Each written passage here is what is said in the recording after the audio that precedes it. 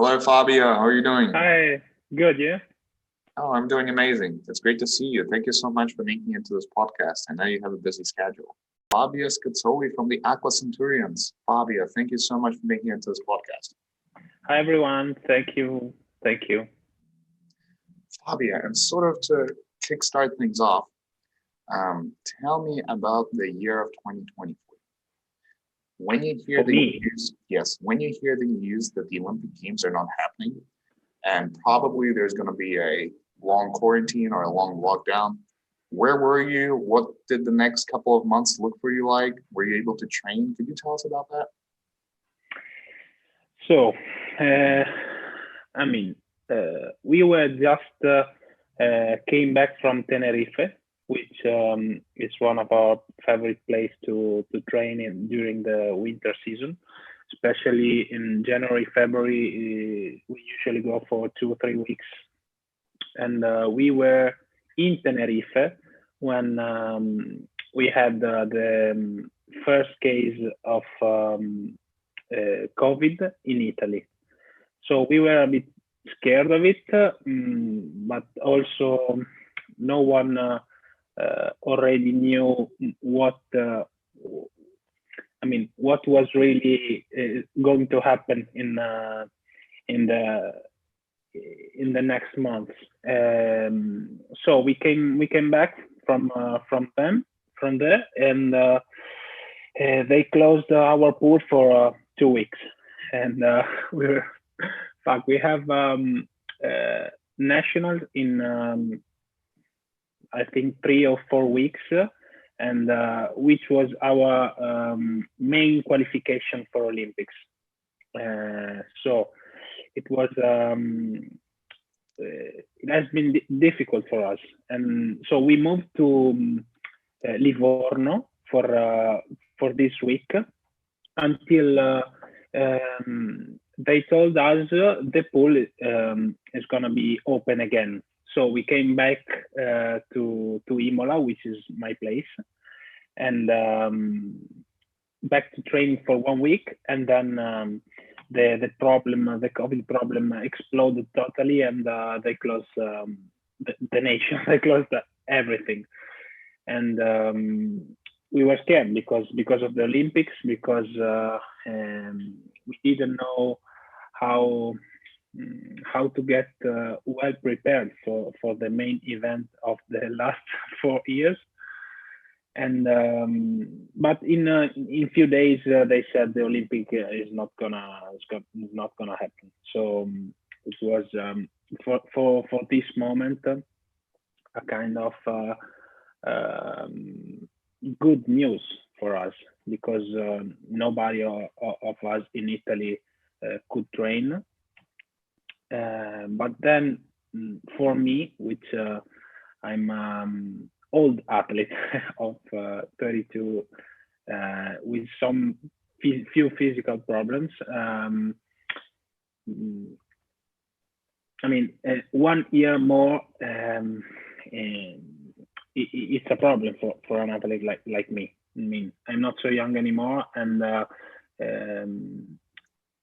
I got injured in just after the ISL season, really? the second season.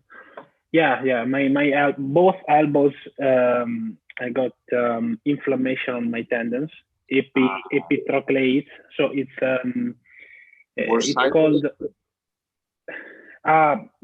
gym and swim with pedals. Years of gym and swim.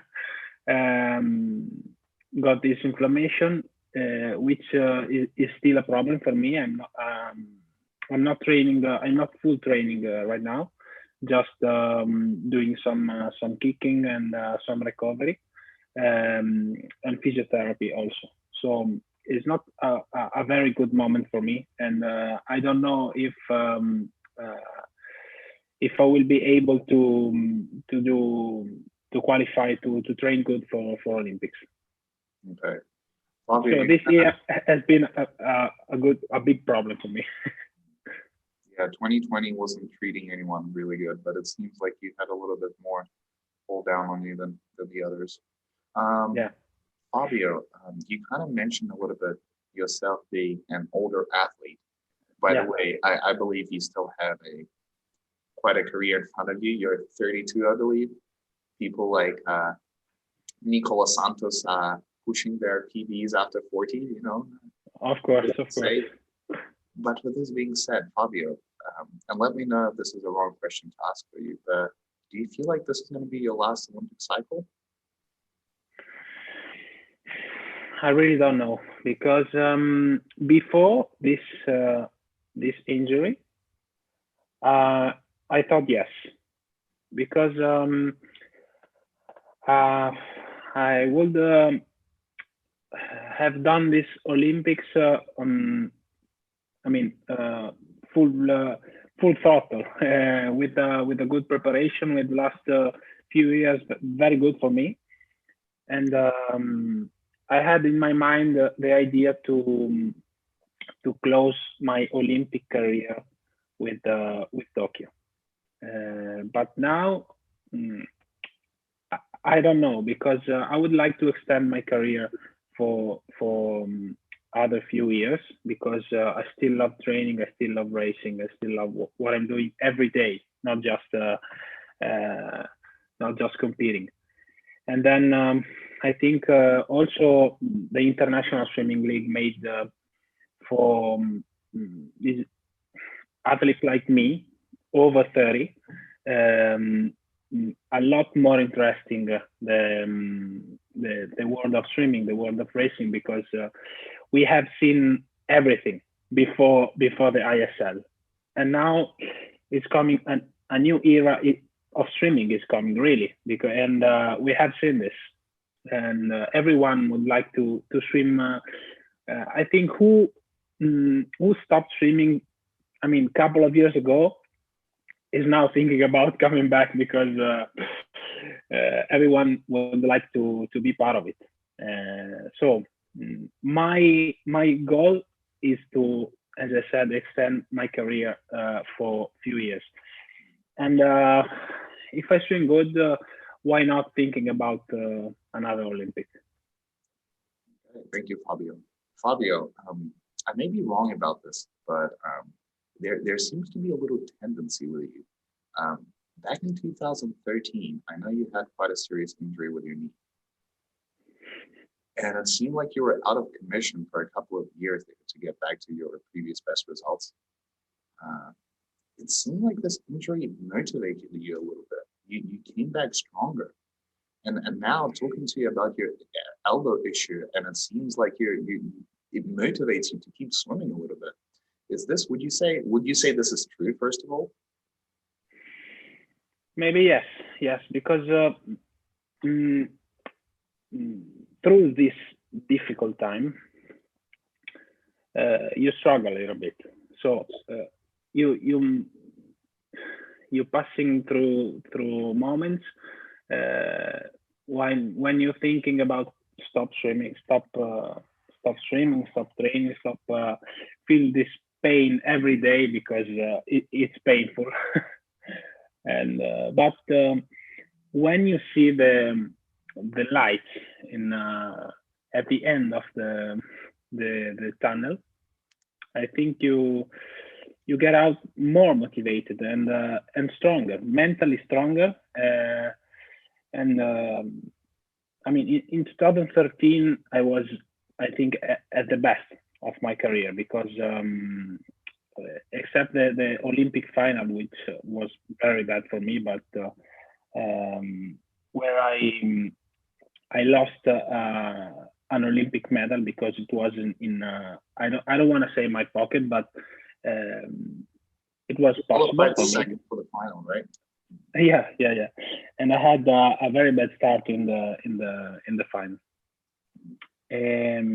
But still in 2013, I got fifth at Worlds for 5 100ths of the podium, and then at the World Cups 1 week after, I swam 2 times the European record in the 50 breast, national record in 100 breast. So it was I think one of the best moments in my career, and I just won the gold in Warsaw course, But then this injury, it was very difficult for me, but not at the beginning, because I think nobody before me, I think no breaststrokers before me had broken the ACL, which is a bit of a problem, because I didn't swim with breaststroke kicking for 8 months, and it's not easy to get the feelings, the water feelings back when you came back. And then, but I was young, so I never had any doubt of coming back and doing what I love most. And then I went to Graz in Austria, training with Dirk Lange, which was Cameron Mandeburg trainer, coach, and was not a good moment for my results, for my timing, but a very big and very good moment for my knowledge as an athlete, and for my baggage. So I came back home 1 year after, more motivated than ever, and in 1 more year I got back in Windsor on a world podium, which was made me really happy, and again more motivated for the future. All right, thank you, Fabio. Thank you for that insight. Now it's a bit difficult because I'm 32, but I will try. Yeah, but also all the elbow inflammation is serious, nothing towards the level of an ACL tear, right? So. Yeah, I think so. But Fabio, before I let go of the Olympic theme a little bit, last couple of questions about the upcoming Olympics. There's been somewhat controversial information being released. First, some big magazines released the publication that the Tokyo officials aren't ready to host the Olympics. Then the Tokyo officials, together with the IOC, released a statement saying that no, we are planning to host the Olympics. There seems to be a little bit of, commotion going in this regard. What do you think about this? And do you think the Olympics of 2021 are going to happen? Until 2 months ago, I would have said yes, of course, 100%, because they had found the I don't know the name in English, but the vaccine for COVID. But now they are saying they are in late, they are delayed for doses. So I don't know. I would say 50-50, because there's still a lot of problems to solve until I would say June, because it's not so sure everyone can train in the best condition. So anyway, it will not. It won't be a fair Olympics. Mm-hmm. But anyway, it's an Olympic, so it's the main event, and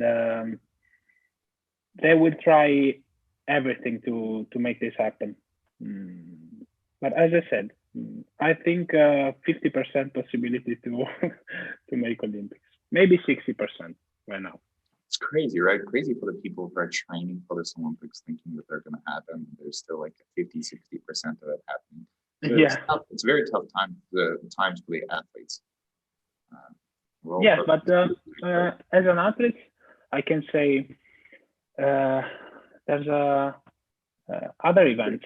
I mean, you train for yourself to be a faster, a better athlete in general, and be ready when the competition will be back, you'll be ready. And the ISL 2020 was such a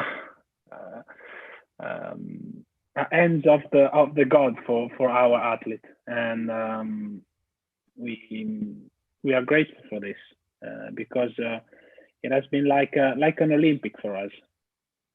And thank you for the kind words.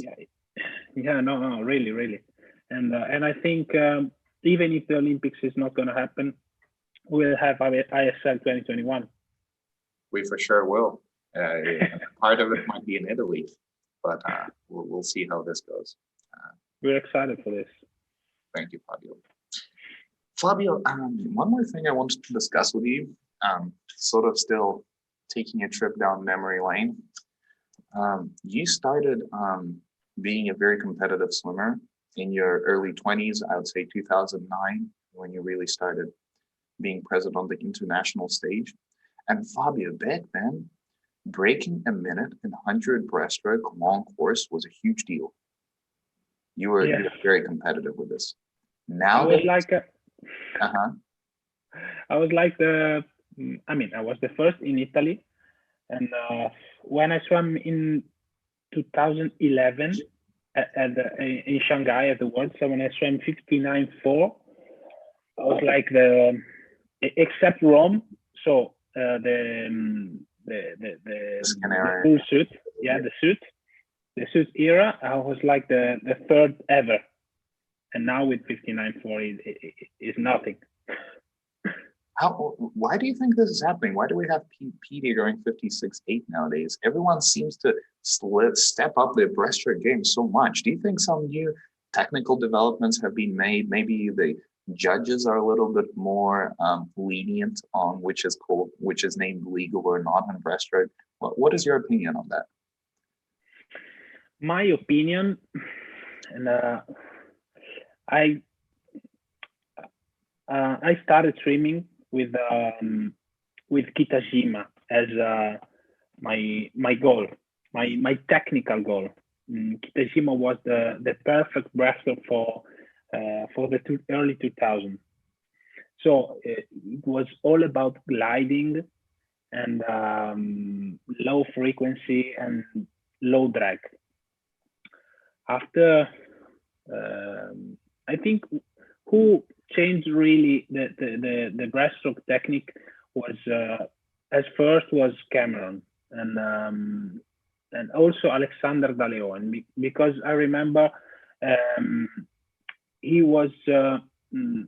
had much more frequency than Kitajima, and then I don't know, Brendan Hansen, and we changed the practice, every practice. We changed the way of training to be faster, and we knew you could be faster swimming the same technique, but trying to increase the frequency, and to do this you need more strength. So in the last 10 years, I think the thing which has changed the most is gym.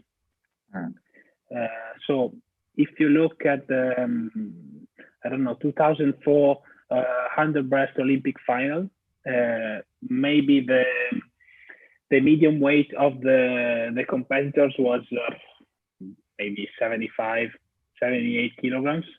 But now there's I don't want to say 90, but it's 88. So the athlete has changed.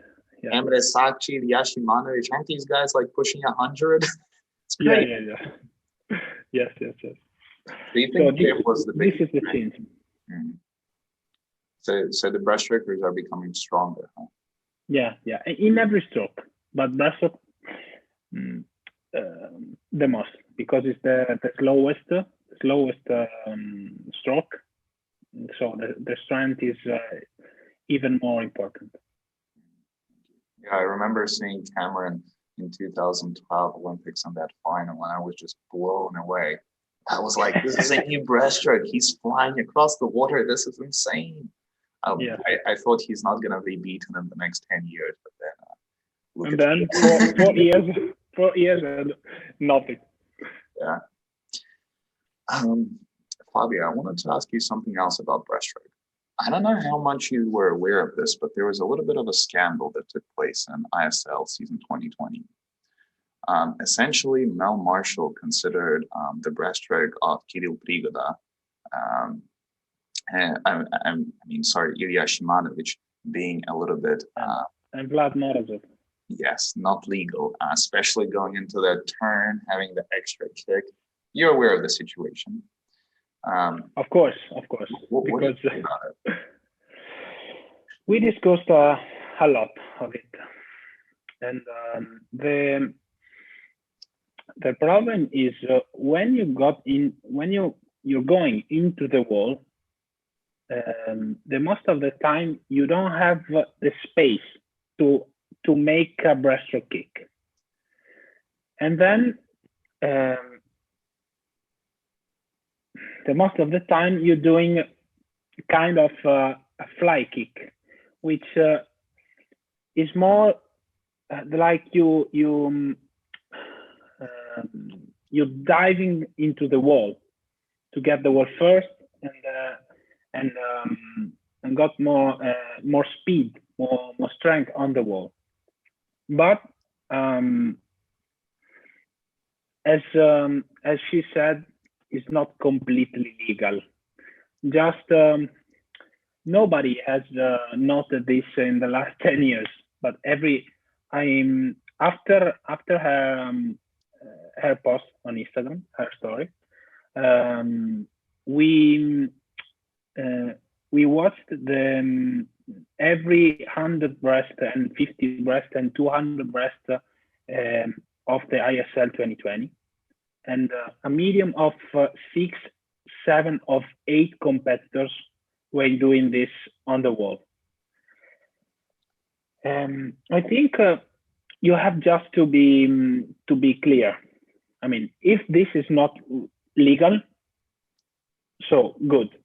Who is doing this is disqualified, 100%.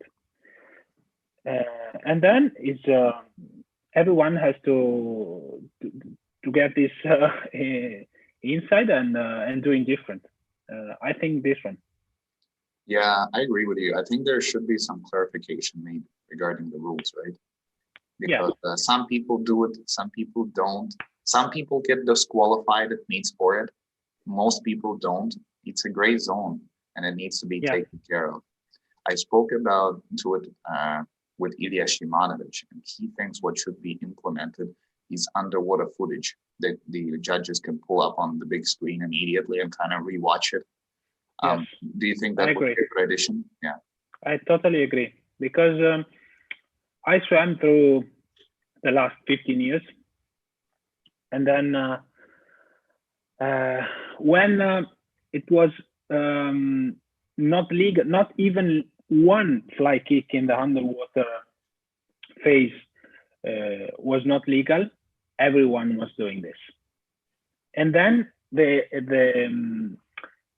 changed the rules, and they made one fly kick legal.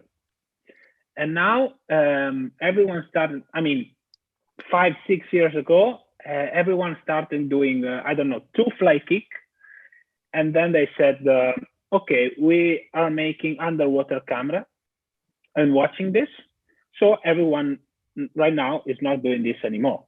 Mm-hmm. So you have to be clear and to be 100% on the rule every time. Agreed. Like in soccer, which they're doing right now. If it's an offside, it's an offside. There's nothing to be done about it. Exactly. So maybe sometimes it could be. I mean, one time in 100, you can be wrong, but not 6 of 8. Agreed. Fabio, one more question regarding this. We kind of spoke about the extra kick into the wall. But there's actually three swimmers in the world stage that also have they have that narrow breaststroke kick that kind of looks like a dolphin kick at the end. And the three swimmers are Ilya Shymanovich, Molly Hannes, and Cody Miller. Cody Miller didn't take part in the last season of ISL, but he's still notorious for having that style of breaststroke. What do you think of that style of breaststroke in general, just swimming, not even into the wall? Do you think this is within the rules what they're doing, or are they pushing it a little bit? The rule is quite clear about it. You can do this and then keep the feet up, but not down again. This is not legal. Ilya is doing perfectly legal. Cody Miller is more borderline, but it's not illegal because maybe he's doing this. He's closing the kick, coming up with the feet, and then sometimes maybe the feet are going down. But Ilya is never going down with the kick. So for me, Ilya is an example because he reinvented the breaststroke kick, which is faster. He creates no drag, which is very impressive, and is also legal because the only thing you have to do in the breaststroke kick is to keep the feet like this and not like this. So for me, Ilya is normal, is legal. I never watched really from with a lot of attention Molly Hannes, but I saw her swimming because she's racing with my girlfriend Martina Carraro, and I saw her. She is swimming like dolphin kick, but she's doing breaststroke. The first doing this was Cameron. Yeah, but Cameron had more of this face for him. He had like a bit of a pause here that it still seemed like it was, perfectly legal because he had that, and then he went. And these guys have more of a one motion thing, and maybe if you're watching from outside Ilya, it looks like he's doing fly kick. I mean, 100%. What's this guy is doing fly kick? But then you see the underwater camera or the over camera, and he's doing breaststroke. So he's a genius. So Ilya Shymanovich, the innovator, I love it. Of course. He is because I mean he was not swimming like this 2 years ago, and now he's going 2 seconds faster. Thank you, Fabio. And it was hella interesting to chat about breaststroke with you. I feel like you are the person to talk about it. You have so much experience in your career regarding breaststroke and training with Dirk you mentioned and Cameron, the innovators of breaststroke. Thank you for your insight. Yeah, I went through different era of breaststroke. Mm-hmm. I mean, Fioravanti in Italy, early 2000, and then Kitajima, and then Cameron Vandenberg, and now PT, and then Ilya Shymanovich. Everyone swimming different breaststrokes, and every time faster. This is why breaststroke is improving so much. Fabio, what do you think about Emre? He's not your typical breaststroker either. I was so used to breaststrokers being, a little bit shorter, a little bit, stubbier in a way. Emre Sakci. Emre.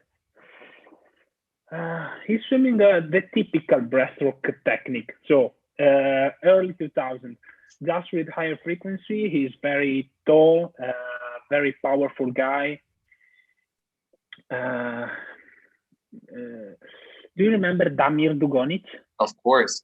He went to the same university I went to back in the day. Really? Yeah. So he was also same type of guy, big guy, very strong, but with a bit different technique. Emre, everyone has is kind of breaststroke. But now, if you have to teach something to someone, is a very narrow kick and very high frequency. Especially And Emre, breaststroke, right? yeah, this is the only thing you can say about breaststroke right now. Mhm. You have to be strong. You have to have the technique, narrow kick, frequency. You know, these Yeah. are great. These are great advice for our upcoming breaststrokers and young kids that are watching us. And here's the sort of the glimpse into the future of breaststroke for you. The narrow kick is coming, and the high frequency. Yeah, It's yeah. already here. Thanks, man. Who teach the breaststroke to me was just saying lower drag as possible. Gliding. This was the best advice you could have 15 years ago. Okay. Because Right. you if you watch the Olympic final, Kozuki Kitajima, his world records, the first 200 breast under 208, I think 207.5 at the Japan national was very impressive. If you still watch this video, it's still impressive. Sure. Even if right now they're swimming 2 seconds faster. But now people, especially in the 200, they kind of mimic what Kitajima was doing quite a bit, because if you have a look at people like Anton Chupkov, like Marko Koch, they make like 2 strokes in the first 25 and a 20, Yeah. and of course beat a pool. They're gliders. Yeah, it is. Yeah, For it's 200 is maybe a different discussion. Okay. I mean, they are stronger because I had practice with Marco, and Marco in the gym is strong. I saw him pushing 150 kilograms on the bench press. So Okay. yeah, so he is strong, but he's also able to glide a lot underwater and over the water. Thank you, Fabio. Fabio, I kind of want to talk to you about the ISL season also a little bit, the one that's passed. How would you analyze the performance of Aqua Centurions in general? Because here's the thing. Yes, you guys didn't make the semis, and probably you wanted to make the semis really bad in this season. But if you want to look at it from another perspective, as a spectator, I was commentating majority of your matches, and I had the opportunity to watch them live. Aqua Centurions seemed one of the most united teams out there. You guys broke the team box in the second to last of your matches by cheering. And also, it seemed like you had a bit of a problem recruiting, obviously. And some of the people you really wanted on your team, like there was big holes that just people couldn't attend the ISL. Yeah, exactly. How do you analyze the performance in general? Because it seems like you guys are on the right path, at least for me. We started the season knowing we were not able to go to the final because we had, as you said, big absent. I mean, Kylie McKee won, and also some Italians. We had a problem with the federation. Sorry. But anyway, the most of us we are Italian and Brazilian, some Spanish. So we are Latin people. We are. That's why we are so united. I think this is also not so clear because I mean we got lost every match, but anyway we remain united as like we won. I mean every match. For us, I remember the last match when we had Sebastian in the 55. in the skin final, and was amazing. We had so much fun in the box, and I think for sure if we had the full team, we have made the semi very easy, and maybe we. I think I don't want to say we will go to the final, but really close. Thank you, Fabio. And another question about the season. Last match, your team captain joined you, Federica Pellegrini. How much do you think the team lacked the presence of her in the first 3 matches? Would it have changed a lot of things? Maybe like you guys would have been even more pumped up for every match or something, or she had some words of wisdom last match. Did anything change with her arrival, team atmosphere wise? And team atmosphere a bit, because our biggest problem was the female team, of course, as you said, because we were doing I don't know, 8 points, 11 points, 0 points, 15 points, 0 points, 8 points, 0 points. It was always like this. So Federica from the beginning would have changed a lot. The most, of course,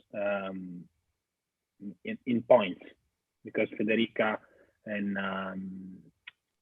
in full shape is best in the world. It's a powerhouse.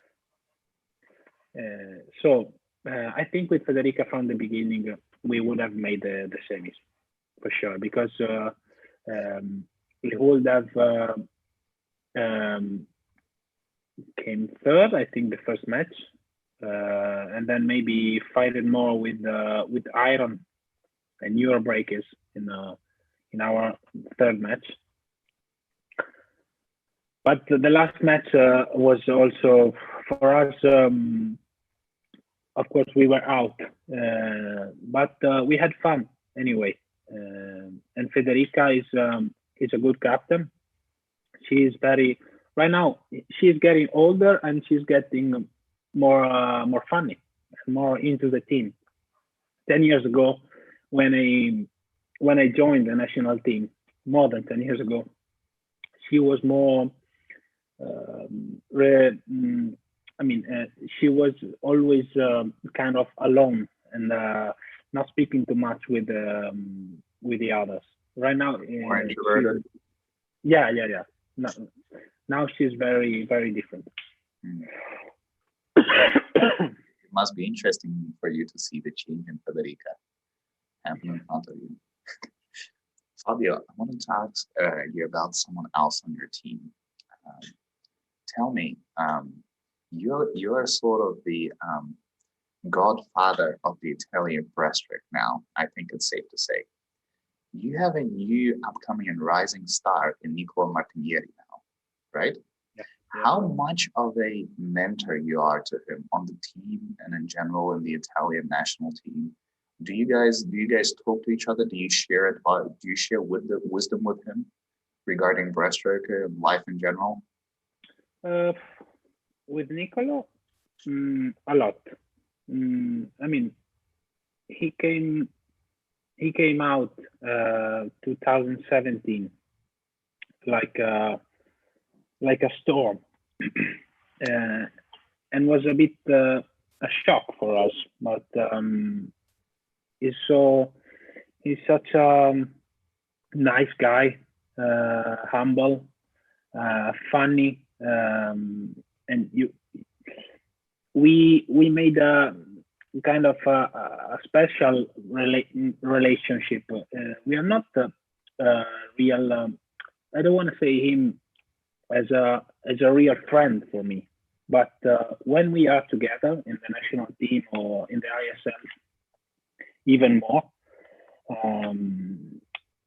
we are like I don't want to say. I feel like a bigger brother for him. This is what I kind of wanted to hear from you. Yeah. Yes, and he's asking me something sometimes, and I'm very honored to speak with him and give him some advice if I can. I think Nicolo is very lucky to have you as kind of a mentor, because hey, have a look at someone like Emre Sakci. He's training in Turkey, somewhat alone with no mentor. There hasn't been a big Turkish breaststroker in how many decades, and now Emre is figuring out by himself. I think Nicolo is very, very lucky to have a mentor like you on board.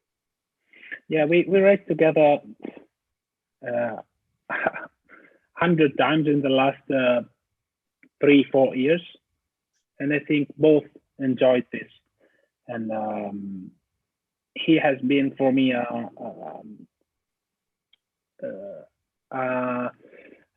motivation, and for sure, I'm a motivation for him. And you do tend up to develop like a special relationship with people that push you to get better, right? Yeah. Friendly competitors in a way. Yeah, it's very Yes. And I think it's even easier between boys, and not that easy between women, because I train with my girlfriend Martina, and I'm sure she is very friendly and easy to I don't know, Benedetta Pilato, Arianna Castiglioni, but I'm sure she would never ever train with both of them. And same for these two girls. You know, not long ago we had two girls from Finland, Ida Halko and Jeanette. And I was talking to them and I asked, it's so strange. Like, why did you girls train together? Like, it makes perfect sense to me. You have your training partner, your sparring partner. It's perfect. You guys push each other. They're like, yeah, we're huge friends when it comes to competition, but training, we prefer to do it separately. And of course, yeah. Girls hate each other during practice, and for boys it's different. I always look for guys, for competitors for everyday practice for me. I'm right now I'm training with Federico Poggio, which is my most competitor for Olympic qualification. And I think this push both of us every day. And I have nothing but friendship for him. It's also nice to know that from my personal experience, I don't know how it is for you, but when your biggest competitor trains alongside you, it brings a level of calmness before the race in a way, because you know exactly how much you did versus how much your opponent did. Yeah.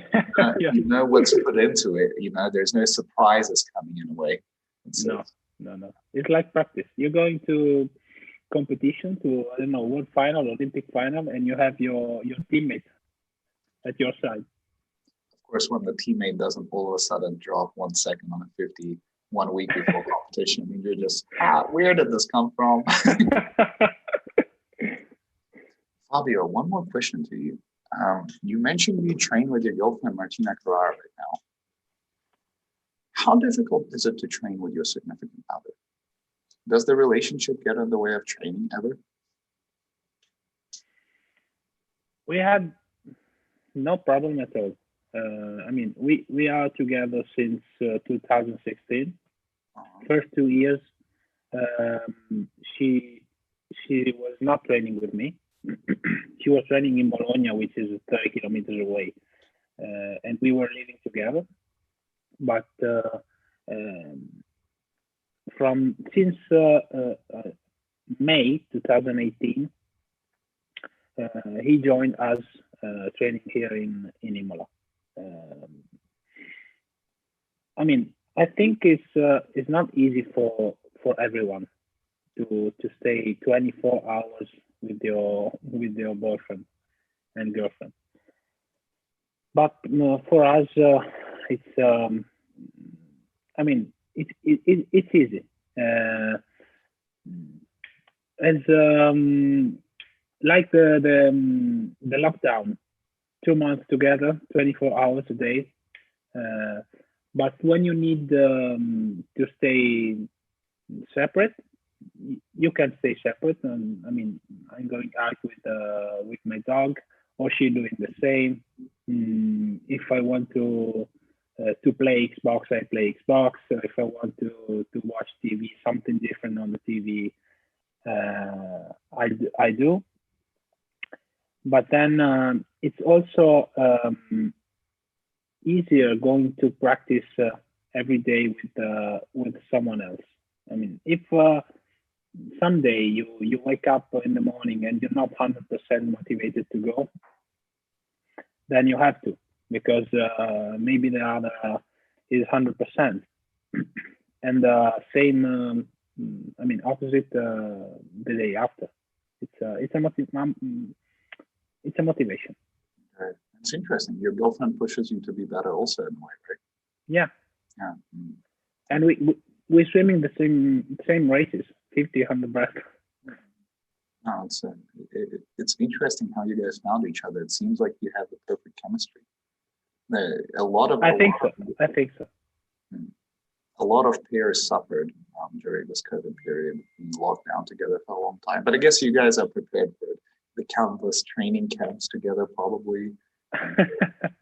Yes, I think I was one of the first guy to buy a home gym.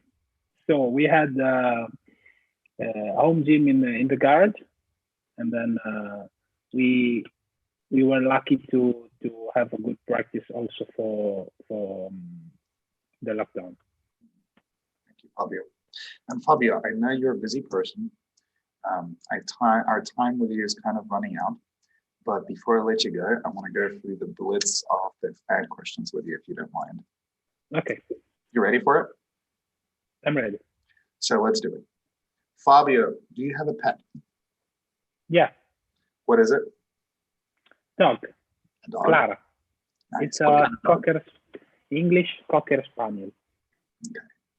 Thank you. How many kilometers do you train a day on average? I'm a sprinter, so not too much. But in Italy, we swim more than you expect. Right now, which is I think one of the worst period of the season, we're swimming maybe, when we're doing double, 9 kilometers per day, and when we do single, maybe 4.5, 5.5. Okay, that's good yardage. 9K a day for a breaststroker. It's impressive. Thanks, Bobby. I know. It's Italy.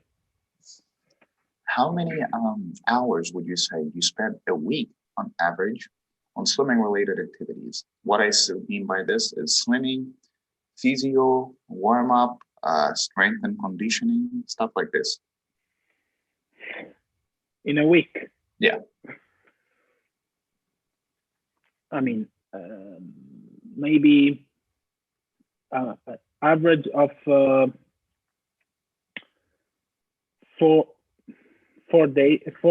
hours a day, every day. No Sunday off? Yes, Sunday off. Okay. Sunday off. Okay. Of course. So Thank 4 you. hours a day for 6 by 4 is 24 hours. Okay. It's reasonable.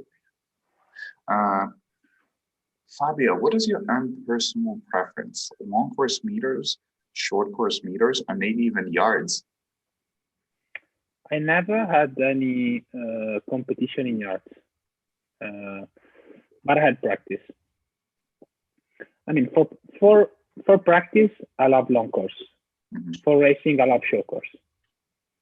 Okay, fair enough. Why do you like long course for practice? Because you have to swim a lot, and it's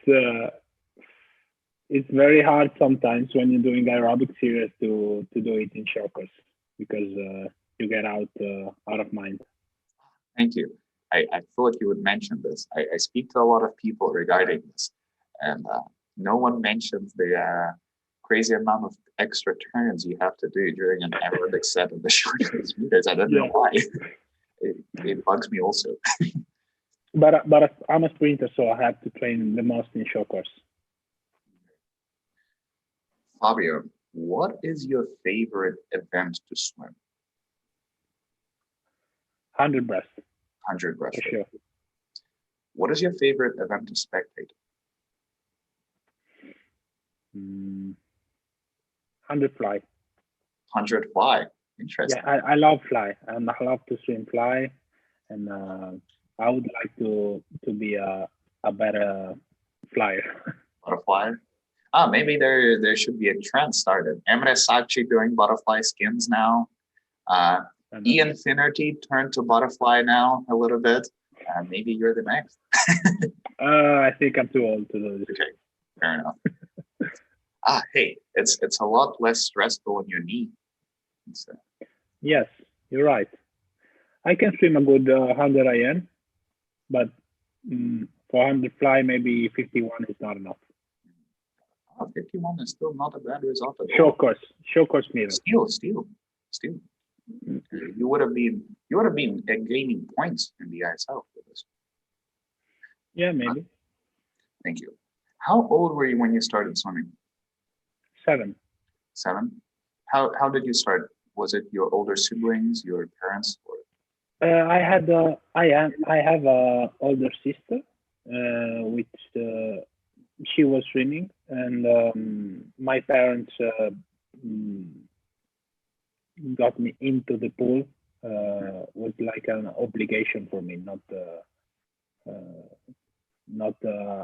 a choice. A funny moment. Yeah, not a choice. Not a choice at all. I'm assuming you fell in love with it pretty fast. Yes. Okay. Maybe for friends. Fair enough. Who did you have a childhood idol? Someone you have to. In swimming, you mean? Yeah, and swimming and life in general. They can be two separate if you want. Life in general, I always loved Filippo Inzaghi. I don't know if you know Filippo Inzaghi was a striker of AC Milan in Italy. But Massimiliano Rosolino was my idol as a childhood. He was amazing when he swam. It was a presence. And then, couple of years after, it turns into Kozuke Kitajima, which is still my idol. Oh yeah, he seemed unbeatable back in 2008. There was no competition going the way of this man. Thanks. And the only one doing a double in Olympics. The 100 and the 200 breast. Yeah, Athens and Beijing. Yeah, I was waiting for London for him to repeat his accomplishment, but obviously Cameron destroyed these plans a little bit. Yes. But he swam 58.9 couple of months before Olympics, and I thought he was able to. I don't want to say win, but getting a medal. But something wrong with preparation. Yeah, maybe yes. Thank you. Fabio, what is your favorite sport to spectate and also to participate in outside of swimming? Swimming doesn't count. Spectators, F1, Formula 1. I love fast cars, yes. And I never lose a Grand Prix. But I would like to play tennis much better than I'm doing. Big tennis. Yeah. Okay, thank you. It's Formula 1 is interesting for me. I always thought of it as just slightly boring because it takes for so long, and so rarely do you see something happen. But no way. You have to watch it right now. It's much different. Okay. Thank you, Fabio. And I live in Imola. We have Formula 1 in April. Fabio, you mentioned you play Xbox. Any favorite games?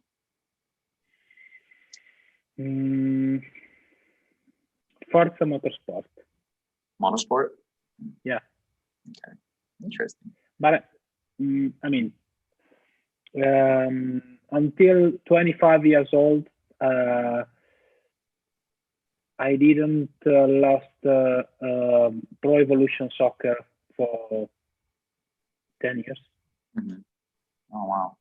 Oh, you're competitive. Yeah, I am. Almost, this is almost the time I spent with swimming. Very competitive, probably.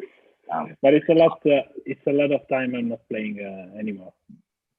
Is it sort of a distraction from the swimming? Yes. Thank you. And Fabio, our final question for the Blitz. What is your favorite team logo and team uniform, counting out Aqua Centurions? Team logo, Tokyo Frog Kings, also uniform. You like the frog and the green? Yeah. Yes. I would like to wear them. I'm good with Aqua Centurions. They work with it so well. The frog jumps, suits them so well. It's amazing. Yes. When are you guys gonna arrive with your own special? I don't know, Centurion. We had our helmets in the first season, but this time Simone Sabbioni. We had not Simone Sabbioni and some other guys who is our cheerleader. Okay. The initiators of this process. Yes. We need Sabbioni in the next season of ISL for sure. Of course, we need him. We need him. And thank you, Fabio. And this was Fabio Scozzoli for you, ladies and gentlemen. Fabio, thank you so much for joining us. Thank you. Thank you for inviting me. And Fabio, before we let you go, any final words to the Aqua Centurion fans? You can go ahead and do it in Italian if you want. For our fans, don't be sad because the third season will be the rising season for the Aqua Centurions. All right. There you go, guys. Thank you, Fabio. And for everyone watching, thank you so much for tuning in. Our next podcast will take place on Friday, and the match analysis of semifinal 1 will take place this Sunday. Do not miss it. Our first semifinal analysis is going to be good. But with this, goodbye and have an amazing evening, everyone.